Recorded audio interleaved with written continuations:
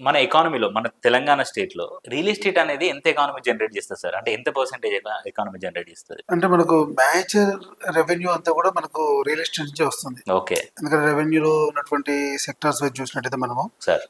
Maximum income మనం revenue నుంచే ప్రతిసారి జనరేట్ చేయడం జరుగుతుంది. ఎక్కువ ఇన్కమ్ కూడా గవర్నమెంట్‌కి వచ్చేది ఇక్కడి నుంచే. సో దానివల్ల ఏమవుతుందంటే మనకు ఏ స్టేట్ ఇన్కమ్ అయినా కూడా major yes. Revenue real estate నుంచే వస్తుంది. సార్. సో ఇక్కడ ఎంప్లాయ్‌మెంట్ ఎక్కువ, రెవెన్యూ ఎక్కువ, పోర్ట్‌ఫోలియోస్ కూడా ఎక్కువగా ఉంటాయి కాబట్టి ఛాన్సెస్ ఎక్కువగా ఉంటాయి ఇక్కడ.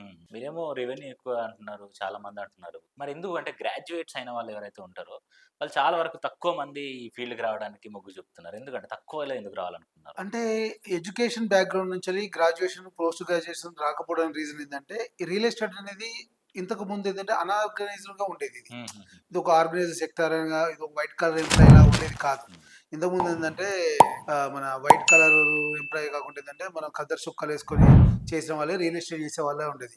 ఇవాళ మార్కెట్ ట్రెండ్ మారింది. ఇవాళ ఓకే. ప్రతి రియల్ ఎస్టేట్ కంపెనీ కూడా కార్పొరేట్ లెవెల్‌లో ఆర్గనైజేషన్ పద్ధతిలో ఆర్గనైజ్డ్‌గా రియల్ ఎస్టేట్ నడిపిస్తున్నారు. దీంట్లో కంప్లీట్ వైట్ కలర్ ఎంప్లాయీని జనరేట్ చేయడం కోసము maximum graduates, post graduates work చేస్తున్నారు ఇక్కడ. హ్మ్. సో, ఎవరైతే గ్రాడ్యుయేషన్ కాకుండా ఎడ్యుకేషన్‌తో సంబంధం లేకుండా చేసేటువంటి వృత్తి ఇది. అయినప్పటికీ కూడా ఇందులో గ్రాడ్యుయేషన్‌లు, పోస్ట్ గ్రాడ్యుయేషన్‌లు లేదు వేరే ఇతర ప్రొఫెషనల్స్ కూడా ఇక్కడ వర్క్ ఉన్నారు. హ్మ్. బట్ ఏంటంటే ఇంతకుముందు అనార్గనైజ్డ్ సెక్టార్ కాబట్టి ఇక్కడికి రాలేదు. ఇప్పుడు ఇది ఆర్గనైజ్డ్ సెక్టార్‌గా మారిపోయింది.